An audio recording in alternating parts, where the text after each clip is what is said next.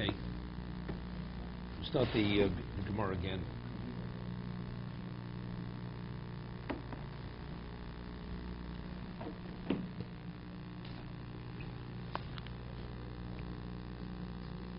The Mishnah tells us that a mitzvah saseh shazman gromo, a woman is exempt from, and mitzvah saseh shlo azman gromo, a woman is obligated. We don't differentiate between a man and a woman. Torah Rabbanim, we learned in the Brayso, Ezo mitzvah saseh shazman gromo, what is considered a time-determined mitzvah, or time-caused mitzvah? Sukkah v'lulav shof mitzitzis. Sukkah, sitting in a sukkah, taking the lulav, hearing the sound of the shofar, tzitzis. If you have a four-cornered garment, a woman has no obligation to wear the four-cornered garment. Utfilin and tefillin. So Rashi over here says, why is tefillin this is Ramo? Uksobat Laila loves tefillin. Either because at nighttime one has no obligation to wear tefillin, which is not the way we rule. One has an obligation to wear tefillin at night. Lamadal Tap Rashi. Inami Shabbos v'Yom Tov loves tefillin. Shabbos and Yom Tov is not a time one wears tefillin. Hilko came the kashated lo mechayibo. So since there is a time during the week or during the any time that one has no obligation to wear tefillin, zman gromo. So it's a time which determines when the obligation is in place, when it's not continuous. That's time determined. Time determined mitzvah, a woman is exempt. That we had earlier. It has some value. It doesn't have the same value as if you're obligated. Okay?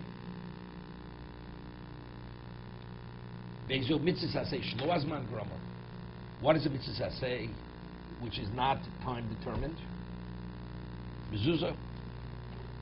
Mezuzah is continuous. That's circumstance determined, right? You have a house. Mezuzah is beisecho. You have a house, you have an obligation to put on a mezuzah. Makeh. Putting a parapet on the roof. Mitzvah say. Aveda. Returning a lost article. Hoshik Chivim. Shiluch Hakan. Sending away the mother bird. Okay? So we have examples of mitzvah saseh as of shazman grama, mitzvah saseh shlo azman grama. So the Rano here explains, of course these aren't all of them. I mean, what about kisi adam? Covering the blood, you slaughter an undomesticated animal or a bird, you have to cover the blood. It's not a mitzvah azman grama, right? The many, giving examples of each one of what is a mitzvah azman grama, mitzvah saseh shlo azman grama. But there are other examples which should be given. We're just giving you samples of what it is. But I'm saying the examples that are given, it's not limited to these examples. There are many other examples. 248. Yeah. Right. So, I just want to ask this. When a mitzvah is given, with both positive and negative, like Shabbos. We'll discuss that in I process. understand. Just Shabbos or Yom Tov. So we say women are obligated just the same way that the men are. Like kiddush. Kiddush. A woman Friday night has an obligation to say the kiddush. Why is that? Right. Because the asay is connected to the losa. So whoever is bound by the negative is bound by the positive. But just Shabbos itself, all the Same rules thing. of Shabbos All is the a time-bound mitzvah, which is both positive. We have a positive, but we also have a negative. Okay, that you're not allowed to buy. So we say women are obligated. My question is, my thinking, if this is correct, there's two mitzvot that one fulfills when one observes the Shabbos. You're fulfilling a positive mitzvah, and you're fulfilling a negative You're not mitzvah. violating the negative. You're not violating the negative. Yes, but then you're fulfilling the negative. Okay, observing it. You're fulfilling it. Okay, there's a commandment, and I did it. Whatever that means. What you're touching on now is going to be a question between Machlokes Rashi, Ran and Tosos. So when a woman observes Shabbos, is it exactly the same as a man? Exactly the same.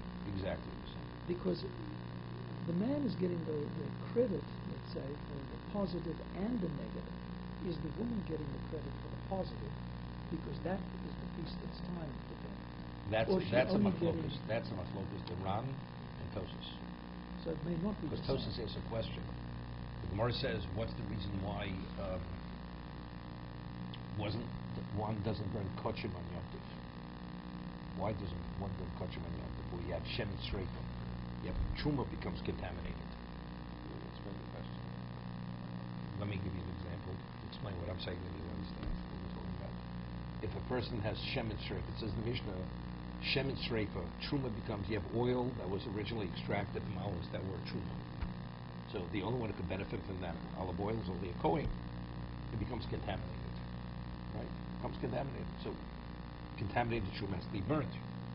The Kohen is permitted to benefit from the oil when it's burnt, or from truma. The truma tamei, when you burn it, he's permitted to benefit from the warmth, from its light, from its illumination, to benefit from it.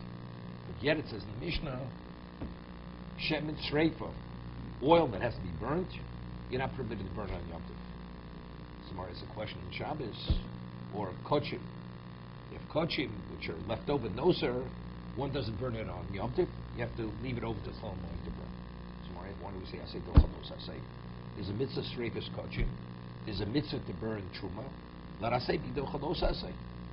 Tomorrow says, because ein asay dochalos asay be asay. Since Yom Tov is a asay and a los asay, an asay does not supersede a lav and an asay.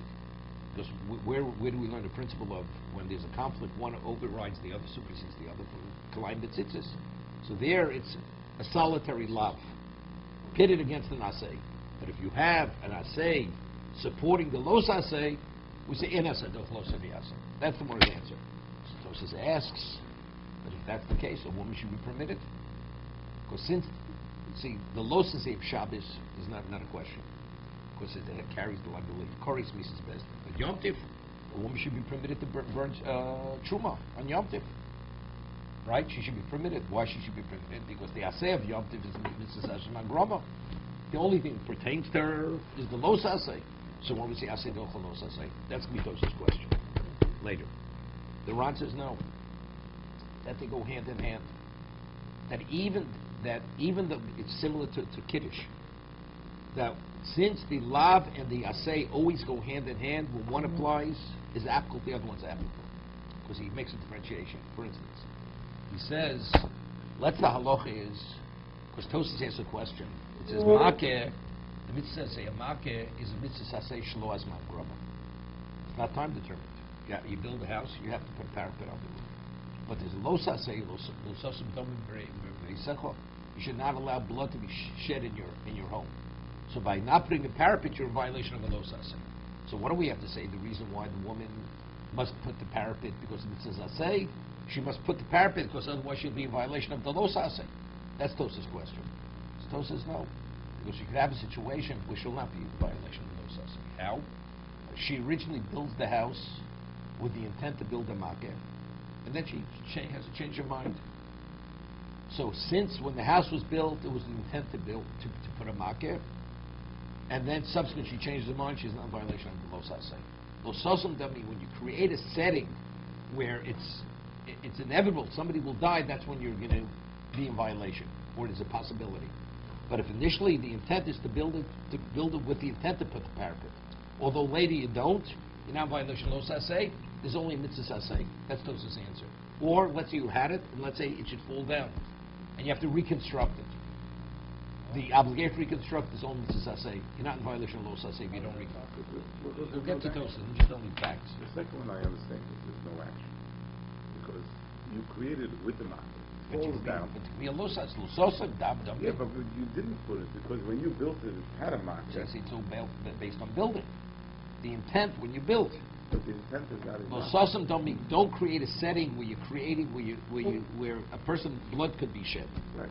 So a person builds it with the mind to put a market. But he created Okay, I'm not getting it. We'll do Tosfos. We'll see.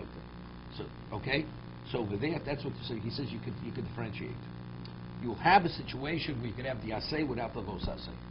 So the Ran says, but Shabbos and Yom Tif, you will never find the asay and the los asay, where each one exists independent of the other.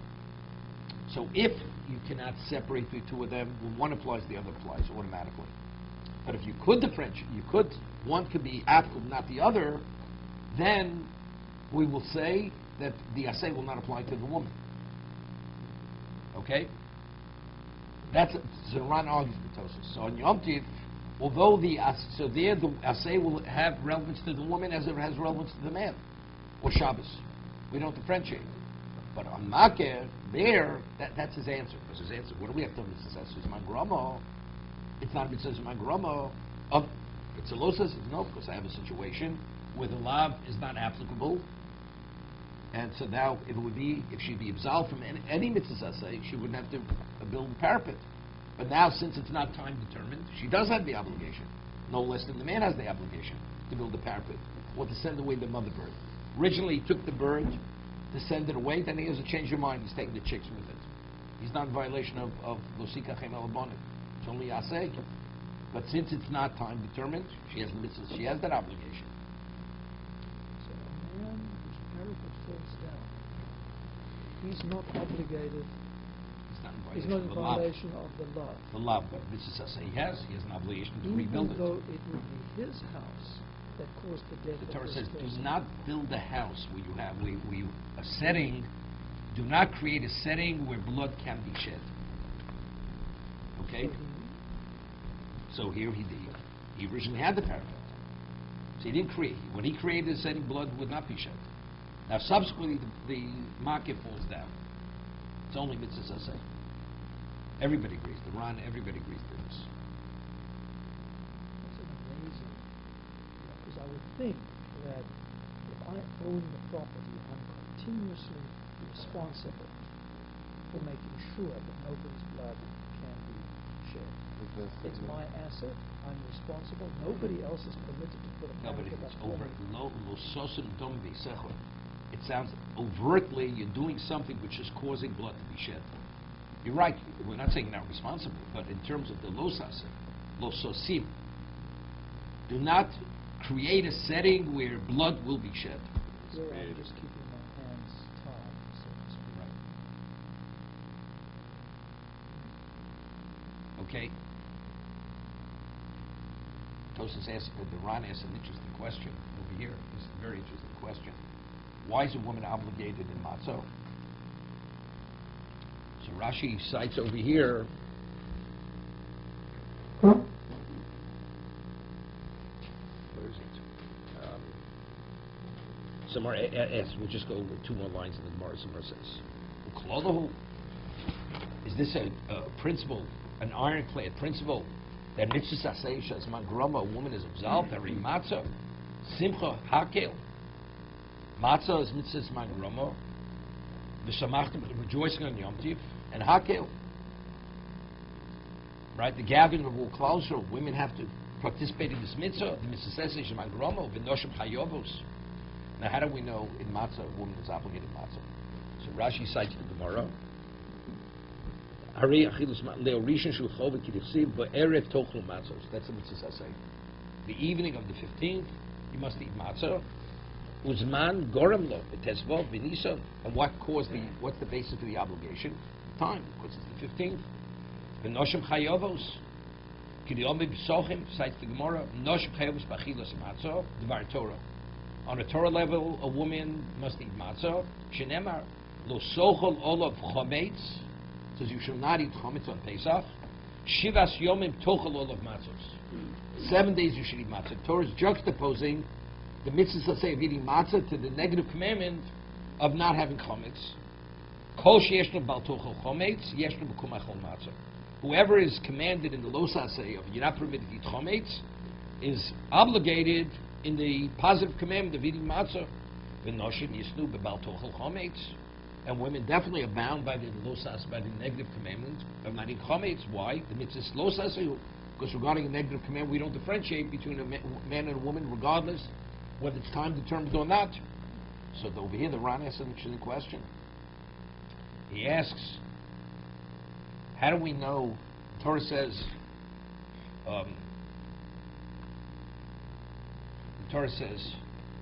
lo silba Shabbos. Right? You're not permitted to wear a combination. Semer or pishtim yachtov. and it says Gedilim Tasilov. Torah juxtaposes the mitzvah of tzitzis to the negative commandment of wearing shabbos. So from there, what is the value of the juxtaposition? To tell us that if there's a conflict between the two of them, if you have a linen garment, four-cornered garment, you have a mitzvah put on tzitzis, despite the fact that you're creating a combination of wool and linen, which is shabbos. So he asks, if that's the case, maybe a woman should be obligated. Since, just as we're saying, whoever is obligated, who's commanded in the lo saseh, of not being permitted to eat chametz, not to eat chametz, one is obligated in the mitzvah saseh. So since, regarding the lo saseh of wool and linen, we don't differentiate between a man and a woman, so if that's the case, she should be obligated in tzitzis. That should be an exception to the rule, as matzah is an exception to the rule. No, but they're not dependent on one another. Matzah. It's not dependent. It's two separate things. What? Don't eat matzah. We're talking about obligated. Don't you have the first things you're obligated to? No, but we have a principle. This is from groma, woman's exempt. Right. But we say, because Torah juxtaposes one to the other, one who's bound by one is bound by the other, although it's time-oriented. So say the same thing here. The Torah says you're not permitted to wear a combination wool and linen. We don't differentiate between a man and a woman. And the Torah juxtaposes the mitzvahs are saying of wearing tzitzis. So we should, the next, one after another. What does it say with tzitzis? What is it with the example? It says, Is it about wearing, or is it about putting on a garment? no, wearing. It says wearing. It says Gedilim Tasilov. You should make fringes on your garment. Well, there's an argument. But how do you know if that's wearing? No, or- so that's an argument. There's an argument. Is the mitzvah of tzitzis, is it an obligation on the garment or is it an obligation on the person? What's the halakha difference? You have a four-corner garment in your drawer. You don't even wear the garment. We rule it's chovas gavra. It's only when you wear the garment. You can have a four-cornered garment. One doesn't have tzitzis. One doesn't have to put tzitzis on the garment. Only if you're wearing it. So shatnez is when you wear shatnez. Okay, that's the provision. Having shatnez, a garment of shatnez, you're not in violation of anything. So the Torah says you have an obligation to wear tzitzis, and it juxtaposes it to negative men not wearing the combination of wool and linen. So we should say the same thing. Whoever is bound by not wearing shatnez should be bound by the mitzvah saseh of wearing tzitzis. So why is the woman obligated to wear tzitzis? That's Tosaf's question. That's the Ran's question. Tosaf doesn't ask the question. We'll see the Ran inside. Says something interesting.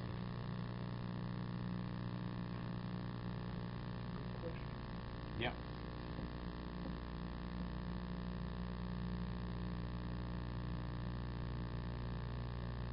So he says, I'll tell you what he says. He says, whenever we have a hekesh means something's juxtaposed to something else, we can only draw from that one limud, not two. So since we're already learning from that, asay docha lo asay, right? How do we learn the principle of asay docha lo asay? Because of the juxtaposition. That despite the fact that you create a combination of wool and linen, we say one overrides the other. So since it's being utilized for that, it can't be utilized for this. But let's say matzah and chometz, or let's say kiddush. One, it says och yom shabbos l'kadshu, it says lo sasko malacha. So it's the mitzvah of mentioning Shabbos, which is kiddush, and not violating Shabbos. They're juxtaposed to one another, and it's not used for anything else. So therefore, we say whoever is bound by not violating the Shabbos is bound by the mitzvah of zocher. But if it's utilized for something else, then we don't use it for something else. No, that's why it's not used for anything else. That's exactly why. Because it's not used. So what is the value of the juxtaposition? So here we have a situation where you could learn 2 points possibly Right. from this. How did Chazal know which one to learn? Okay, very good. Good question. No. It's even better than that. We draw from Tefillin that a mitzvah a woman is absolved. The question is this going to be the exception? So here, the question is to go and make this an exception, or say no, it comes to teach me something. It's not if I have nothing to use it for, then that's the exception. That would be kiddush. That would be matzah. Because why else is the third juxtaposing the negative, positive to the negative? But here I have what to use it for. To teach me, I say, no chalos I say. Because otherwise it's going to be in contradiction to the principle that I'm drawing from tefillin, that a woman is absolved from tzitzias from drama. Right? What I'm telling the Ran says, what I'm telling you. He says it's much more than the soul. You follow me? We haven't come to tefillin. Well, the Gemara will explain that. Why is tefillin? The Gemara's going to ask the question about tefillin. So Gemara says, because tefillin is juxtaposed to Limud Torah. We had psukim earlier that a woman is absolved from studying Torah. Okay? The assumption is that at this point the way that this is It says explicitly. Right. Yeah. It's one of the examples.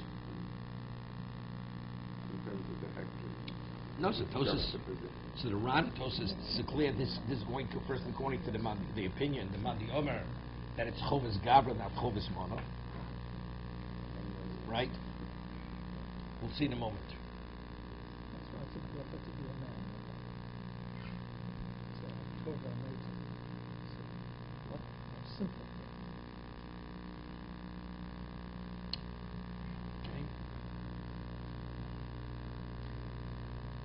Okay, let's see Tosis here. Because Tosis is a phenomenal question. Tzitzis. We explained there's an argument among Rishonim and there's a Rano. The Rano here says a chidush. The Torah says Isavoso regarding the third parsha of Tzitzis, right? It says Isavoso. So from here we learn. So there's a machlos Rishonim. What does it mean? Isavoso. Is it any garment, whether it's a day garment or a night garment? If it's four-cornered, you're only obligated to put tzitzis when you're able to see the tzitzis. Or does it mean that if the garment is a garment which is a day garment, which is a garment of a risimoso, regardless of when you wear it, you must have tzitzis on the garment. Right? That's a machlok shushan. How to explain what exactly we said. Is it the garment, or it's the period of time that you wear regardless, or whatever the garment may be? So the Ran over here says, brings a proof that it has to be referring to the garment. Why? He says, because otherwise, when a person sleeps, you wake up in the morning, you're covered with a sheet. The sheet is four corners. So you should have to have tzitzis on it. Right? So evidently the answer is because since most people sleep at night, so the sheet that you're covered with is what? It's a night garment. It is any four-cornered thing that you cover yourself. Any piece of material that you cover yourself with, that's called wearing. You do. Anything that you cover with. Lo silba shatnez. Are you permitted to take a quilt and cover yourself and have shatnez on it? A blanket. Blanket of shatnez, you're not permitted to cover yourself. We had the Gemara says you have even to sit on something. No, it's not covering. No, covering is physical. No, that's not covering. No. You have an awning. You're walking under an awning and it's made of wool and linen. It's above your head. It's not. It has no relevance to your body.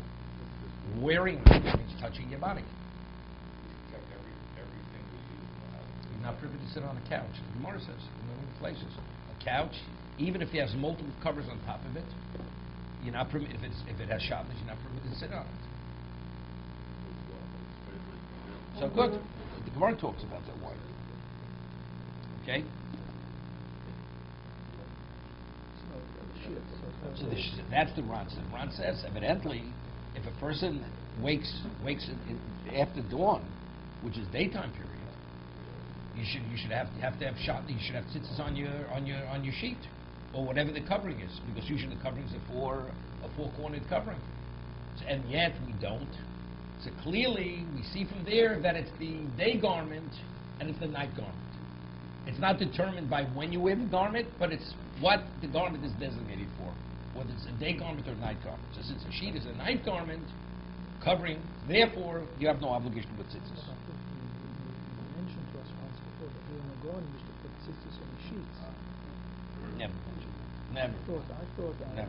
Isn't that like Vilna Gaon never slept in their beds. I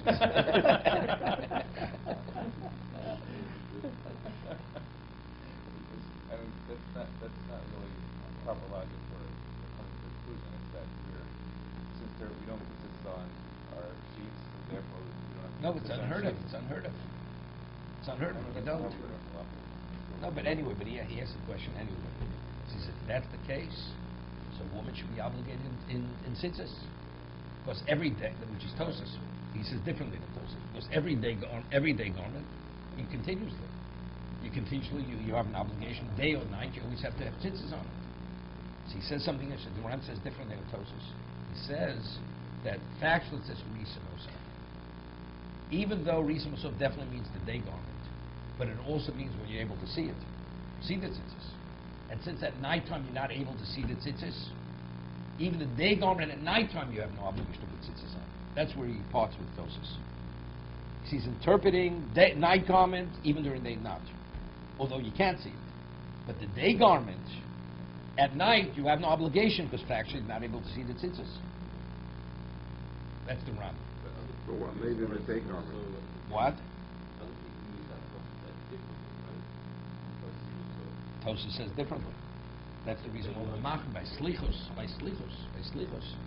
The one who says slichus, which we usually start saying slichus before dawn, then he takes a private talus. He doesn't take the talus shetzibur, right? Because talus shetzibur belongs to everyone. So it belongs to everyone. There's a question. You may have to say a bracha on that talus. Correct? And so as a result of that, by taking a private borrowed talus, one has no obligation to put tzitzis on. It's only as be suscho, as be your garment. It's not your garment, you have no obligation to put tzitzis on that garment. So evidently, because we're going according to the Rishonim that say that if it's a day garment, even though factually you cannot see the tzitzis, you still have an obligation to put tzitzis on that garment. Not like the Ran. Like the Ran, it's not a problem. No. See, again, we're talking about two different things. When we speak about Hekesh, why is the Torah juxtaposing A to B? So we say to learn one thing. Here, the question: what do the words mean? Risam also, you have to see it. So it's what the words mean. It's not what the intent of the Torah is in terms of why did it associate A with B, which seemingly they have nothing to do with one another. So notice that a day garment, when you buy it, the first time you put it on at night, you don't have to put this on. No. But the minute you put on a suit, what? You don't sleep in a suit. A suit is a day garment. You have to be wearing it at nighttime. It's a day garment. Yep. It's over when you put it on. It's over when you put it on. You don't need it, you don't. According to the first assembly, you don't. That's the reason. why the first time? Even if you were during the day, at nighttime you could take off the tzitzis at night. You're correct. Correct. 100%. Make sure you have it back on again in the morning if you wear it again. Okay. It's a technicality. It's not a problem. So the shawl that the woman wears, a large shawl, four-corner garment, Sure. she doesn't have to put anything on. Nothing. If fashion came that a man would wear such a shawl, He'd have to put tzitzis I on. have a personal case. Somebody once gave me cashmere wool scarf, and it was more than a shawl. If I'd wear it, I'd have to put tzitzis on it. So I had it folded over and sewn straight across. And if you wore that at night only? No. Then I'd be getting involved with the Tosis in the Run. Right? Factually, a shawl, a scarf, you wear a shawl you wear during the daytime, not at nighttime. It's maybe. What? If you sew it, sewed clothes. No. Sewed, it's not meant. It's not I'm tying with a piece of string. Now it's not the dimension that covers the majority of your back. That's the halacha.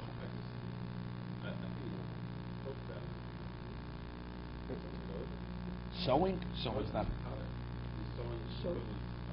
So what is the technical question about the normal scarves that we wear?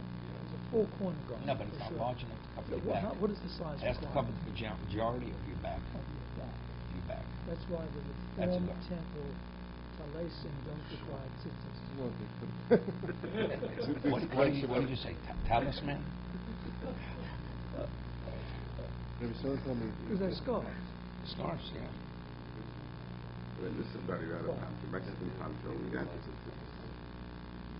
What about the This is beyond Garment covers it. Has to cover the majority of the person. He works in that. What are you talking about? Covers the whole upper extremity of your body is covered. No. talking about the upper extremity. That's a garment. Covers the upper part of your body. The majority of the upper. Not the feet. Not the feet. The back. The back. Back. What about they have coats sometimes and the back is like... Okay, we're now learning Hilchos Tzitzis now. Okay? Mitzvah Hashem. Okay. So Tosa says, Aval Gav, Tefillin, Aval Gav Kam, Vakomet Rabba, the Lailos, Man Tefillin. Although we rule Lailos and Man Tefillin, so how could Tefillin be classified as Mrs. Magroma? Halocha, Ve'morin Kei. That is the halacha, but we don't instruct people to wear Tefillin night. Mikol Bog, Shaper, Havi Mitzvah as Magroma. Shrei Ein Nogin, B'Shabbos Yom Tovim. But everybody agrees Shabbos and Yom Tov. If one doesn't wear Tefillin, Kiddushin, Perkamotzi Tefillin, Shein Tzrichen Os. The Shabbos Kufa Ikrios Kidusiv Kiosi. Okay, now this is it. Tzitzis. The Chashvin Hocha Mitzvah is Man Groma. Omeri. Why is it? The Heinrich Reb Shimon Perkat Cheles. The Sova Laila Labs Man Tzitzisu. Reb Shimon is of the, because there's a question like, what about a blind person? Does a blind person have an obligation to wear tzitzis? Maybe Risimo so means only a person who's able to see. It's not referring to the nighttime period. We rule like Reb Shimon that Suma, a blind person has to wear. It's referring to the period of time, not whether visually the person has the ability to see or not. The Sava Lailas and Lavzman Tzitzisu, Upotir Noshim, Kidi Isos, because based on his interpretation, a woman is absolved from the mitzvah tzitzis, Chen Alocha. And we rule this way. Why? The Perak B'Mebad Ligim Forish, Time it is Sadin Potim Minat Tzitzis, P'tur Minat Tzitzis. Now, we don't, if you have a four-cornered linen garment, we don't put tzitzis on it. Because you're playing with fire. Because, why? Zeirah b'shukshus lailo, hainu taimo, Reb Shimon davka. Because what happens at nighttime? Let's say you put tzitzis, it depends. You put wool tzitzis on a linen garment, and you wear the garment at nighttime. So during the day, you say, asay tochalos asay. At nighttime, let's say the assay is not in place, so we were in combination with linen, and the mitzvah is not in force at nighttime. But night of Yom Kippur, when you're sitting with Talisim and it's night. No, it's linen, combination of wool and linen. But don't we have that Talisim? No. Two different things. Why you permitted to, if you have a four-cornered linen garment, you have an obligation to wool tzitzis with chelis on it, correct? Chelis can only be applied to wool. But how are you permitted to wear it? You wear a combination of wool and linen. The answer is, but that's at nighttime. You wear that same garment, and you're of the opinion that even a day garment at nighttime, you have no obligation to put tzitzis. So that means the mitzvah is not in effect at this moment. So what legitimizes you to wear a combination of wool and linen? We don't have Dasei Dochalosas here at this moment. So therefore Chazal said, we don't even want you to wear that garment during the daytime, because you may end up wearing it at nighttime. And if you wear it at nighttime, you're in violation of wearing a combination of wool and linen. So our Talisim today don't have sharpness. Of course not. It's all wool. It's all wool. That's rayon. What you have is not, that's the cheaper towels, the one that's not 100% wool. It has those rayon stripes. But technically one could. No, without chelis, we don't. Without chelis, we don't. We don't. It's the real thing. Yeah, you could. No, but again, Drabona, we don't. We don't. Because it's Xera. Because if you were at nighttime, you're creating a problem. That would be the problem. Let's suppose you had such Talisim, and then you go to Ne'ilah service, or not Ne'ilah, called Nidre. Right, 100%. You're sitting there at nighttime with a Talisim. So, if you say, but this is according to one interpretation, the Gemara says it's Xera, Ksus Laila. So, if you learn the way we're saying, it's easy. Because you wear your day garment into the nighttime, you create a problem. But if you're the opinion, a day garment, even at nighttime, you must wear it. You must have tzitzis on it.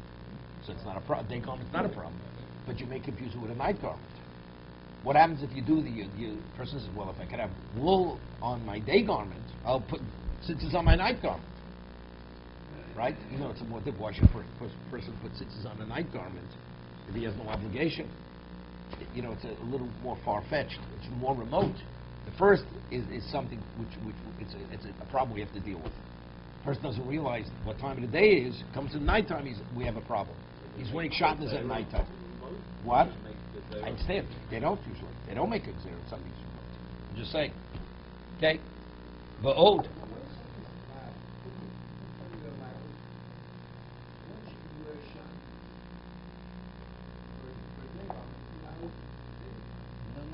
But the principle is asay tofalos asay. It's only because the asay is continuously in effect, it's overriding. Factually, there's a Tosaf Yevomis that talks about this. There's Tosaf Yevomis talks about this also. Maybe it should, but simply not. There's a Rabbeinu Tam. Okay, well, we'll talk about this tomorrow. Okay, we just have a minute to go. V'od to compare based the brochas to Barova ein omri and parshas sitzis balaylo. He's just showing that we ruled that nighttime one doesn't work. Mazik nami abaye, etc. Betema. Now Tosaf is asking a question. Heichik choshev tzitzis b'tzis man gromo on the yom tzitzis chovis talis. He came in the klikuvso chayim tzitzis. I mentioned there's an argument: is the obligation to put tzitzis on four-cornered garment, is it a chovis gavra or is it a chovis mono? Is the obligation on the person or on the object, on the article of clothing? It says according to the opinion that it's on the article of clothing. Bosam lekas man gromo klal the beim yom beim belayl chayovin.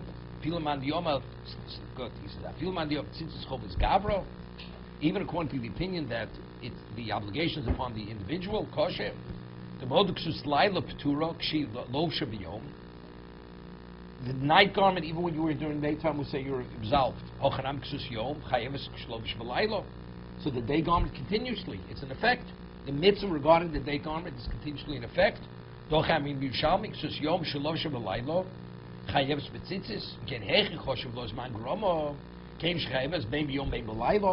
A day garment, regardless of when you wear it, time doesn't determine the obligation, it's continuous.